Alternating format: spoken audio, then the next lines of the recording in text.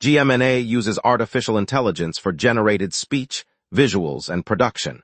AI-generated content may contain errors. Please verify important information before making decisions or taking action.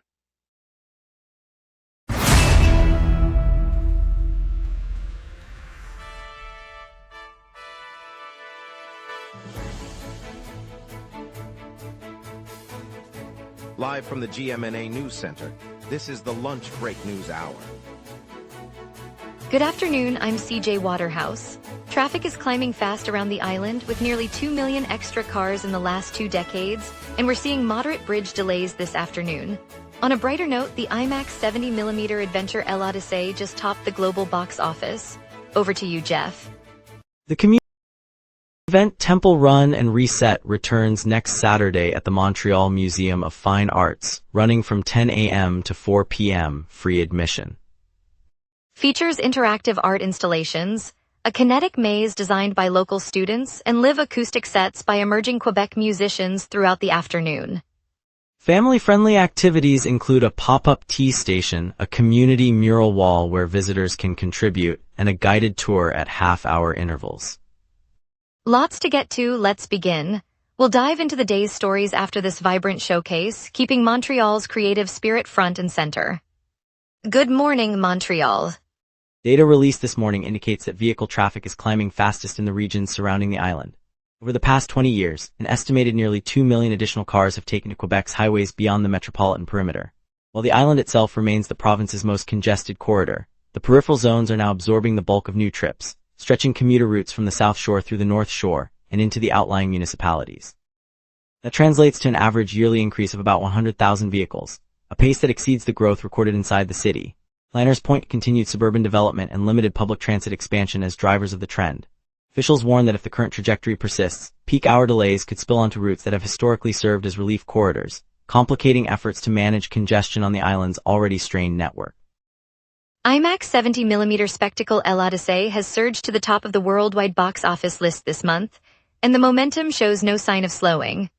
Audiences around the globe are flocking to theaters to experience the first full-length fictional feature shot in the legendary IMAX 70mm format, a technology that was born right here in Montreal.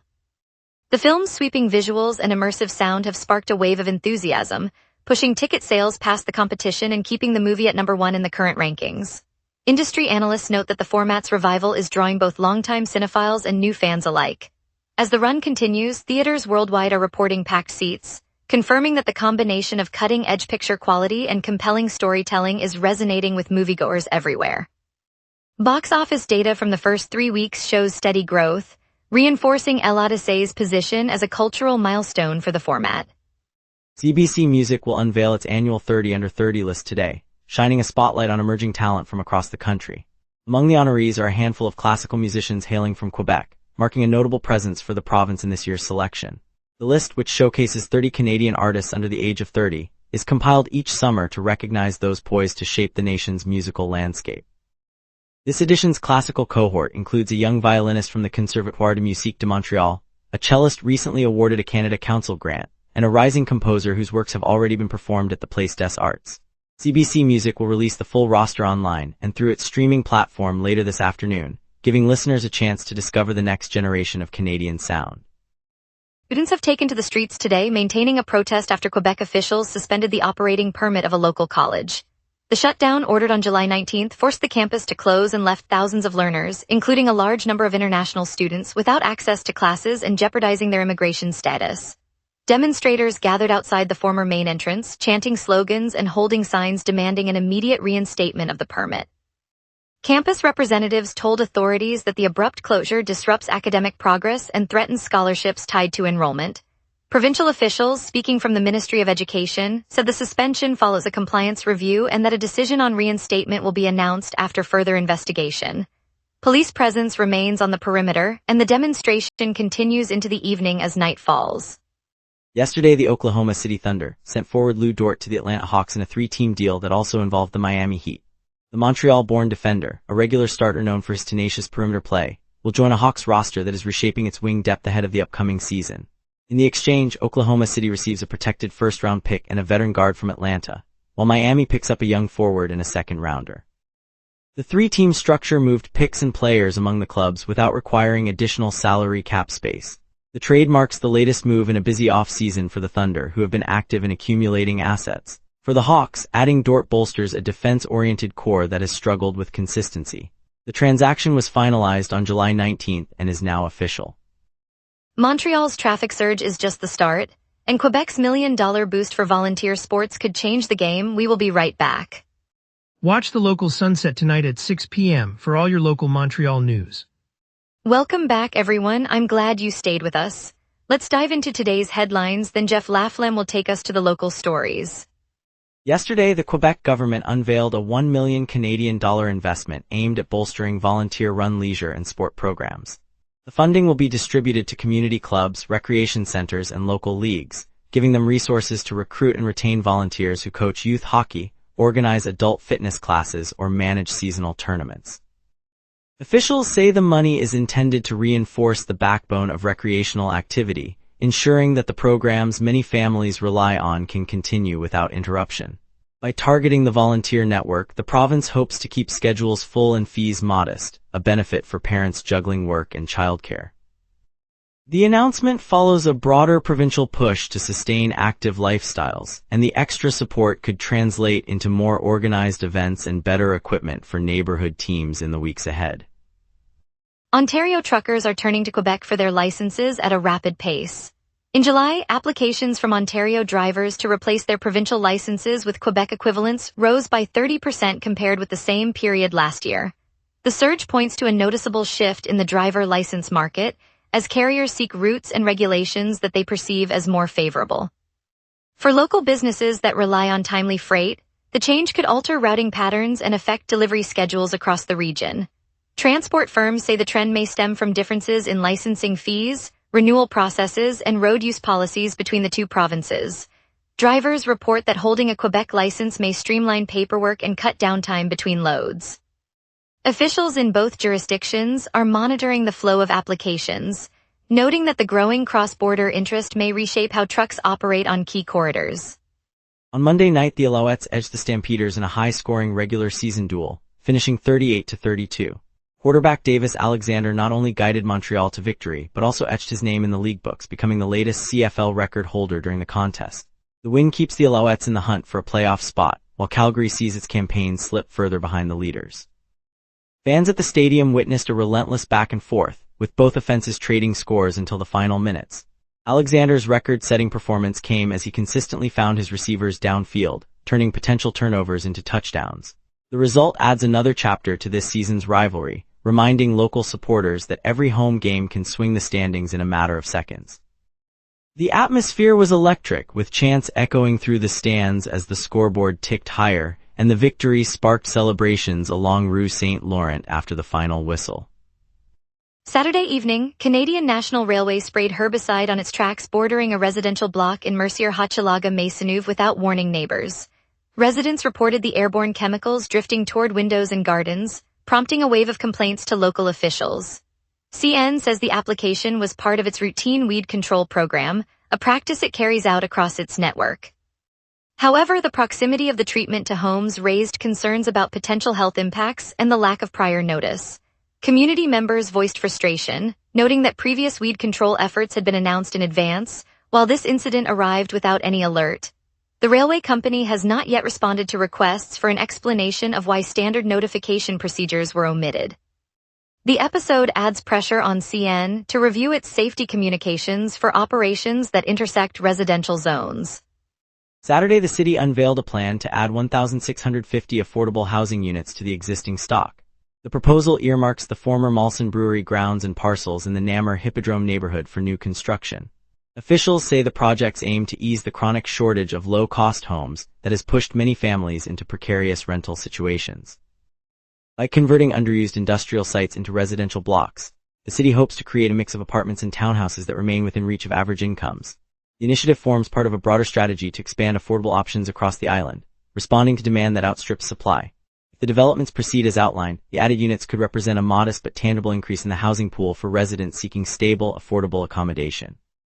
Now let's turn to the forecast and see what the skies have in store. A weakening ridge and a fast northwest, Jet are setting the stage for a warm, dry afternoon. Unfortunately, we have no official record high or low for July 20th, but the climate normals for this date sit around 25 degrees high and 19 degrees low.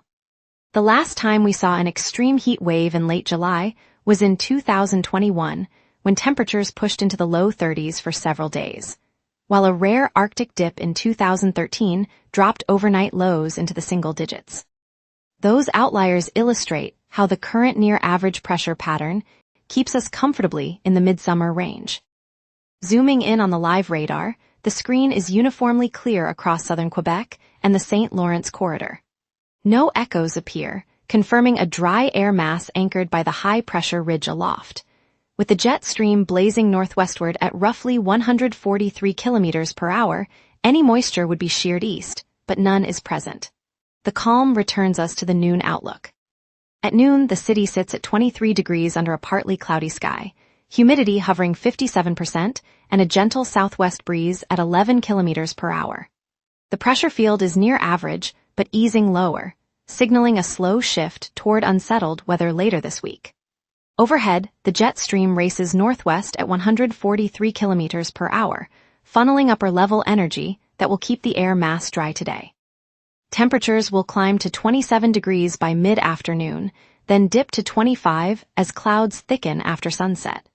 The UV index sits at 6, and wind remains below 25 kilometers per hour throughout. No active weather alerts are in force. Turning to the extended outlook, Tuesday brings a warm front that lifts temperatures to 28 degrees with a low of 17, but the sky will be overcast, and the chance of rain climbs to 75%. Wednesday cools to 23 degrees high and 14 low, and despite a 35% rain probability, the day remains mostly clear. Thursday steadies at 22 degrees maximum and 14 minimum under a bright, cloud-free sky. Friday sees a return to 25 degrees and 17 degrees low, with overcast conditions but no measurable rain.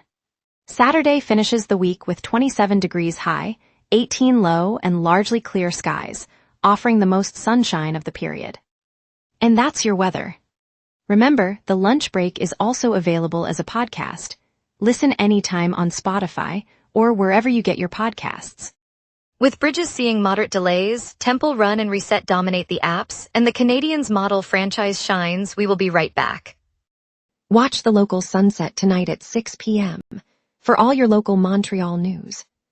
An unexpected signal failure has halted service on the Metro Green Line this morning. Trains are not running between Snowden and St. Mitchell, and replacement buses are shuttling passengers along the corridor. Expect longer wait times at all affected stations until service resumes in the afternoon. The Blue Line continues service, though one platform at St. Laurent remains closed for maintenance until 12 o'clock.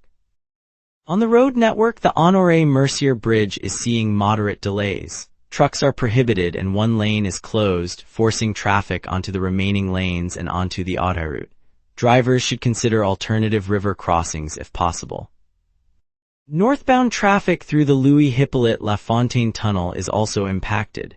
The tunnel is closed for refurbishment, with southbound traffic running in contraflow. Detour signs direct drivers onto Rue Saint-Denis and Boulevard St. Charles. Finally, a minor lane management scheme on the Victoria Bridge is in effect, with a single one-way lane during peak periods. The rest of the city's roads remain clear. Temple Run and Reset at Pas de Problem Café launches the morning with a quick run and coffee reset, perfect for a burst of energy before lunch. It's a great way to shake off the rush and meet fellow locals who love a healthy start.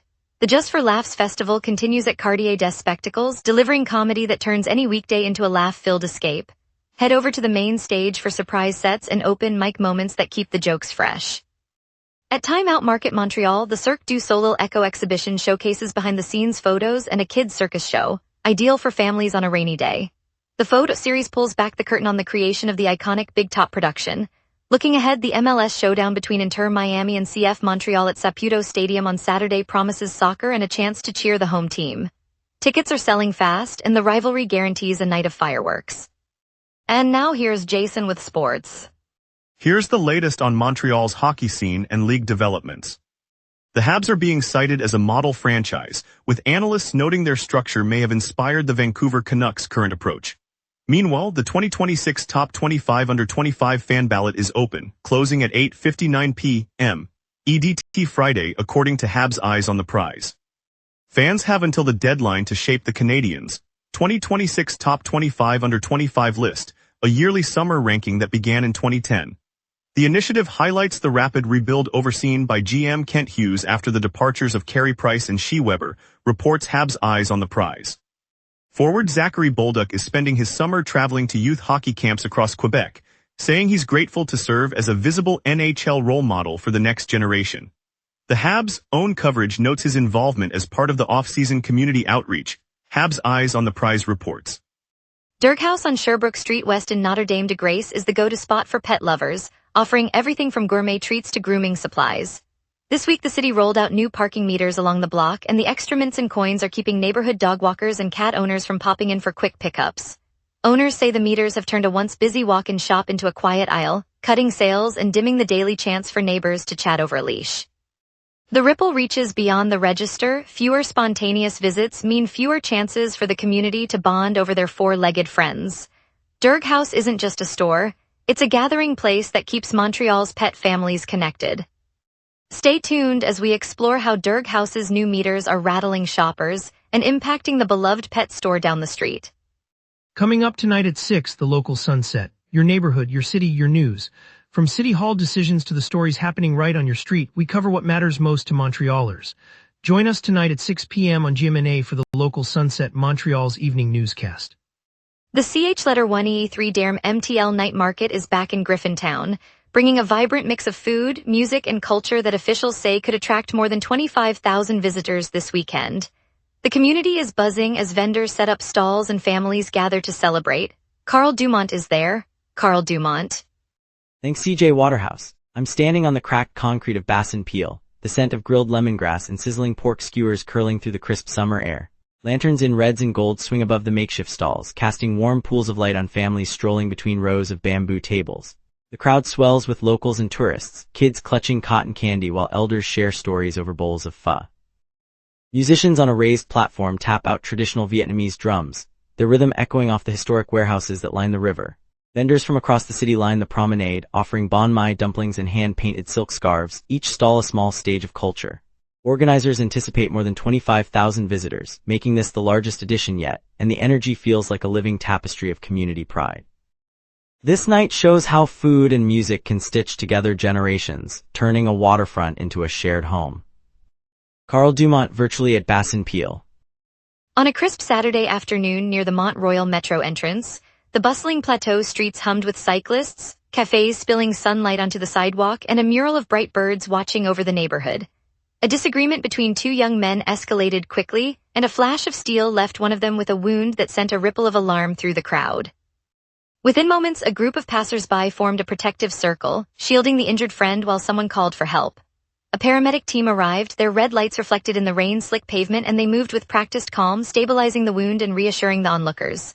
As the ambulance doors closed, neighbors gathered around a nearby bakery, offering hot soup and fresh bread to the shaken friends, their gestures a reminder that the plateau's spirit runs deep. Later that evening, the young man's family thanked the community, noting how strangers became a lifeline in a moment of crisis. It's a small, powerful reminder that even when darkness flickers, the warmth of Montreal's people shines through. On Thursday afternoon on St. Laurent Boulevard near the farmers' market at St. Denis, residents of the plateau caught a glimpse of a bright orange advisory on their phone screens. The health alert, issued by the Provincial Environment Ministry, warned that the city's air quality had slipped into a range unhealthy for those with asthma, allergies, or other respiratory sensitivities. In the market's shaded awning, a volunteer from the local community health center set up a small table with reusable masks and printed tips on staying safe indoors. A group of seniors paused their errands, thanked the volunteers, and shared stories of how the neighborhood's rooftop garden had become a refuge during past smog days. Meanwhile, a high school science club, aware of the warning, organized a pop-up lesson on air filtration, demonstrating how a simple plant wall can reduce particulate matter. Their enthusiasm drew curious passers-by, and for a brief moment the street felt like a classroom rather than a cautionary zone.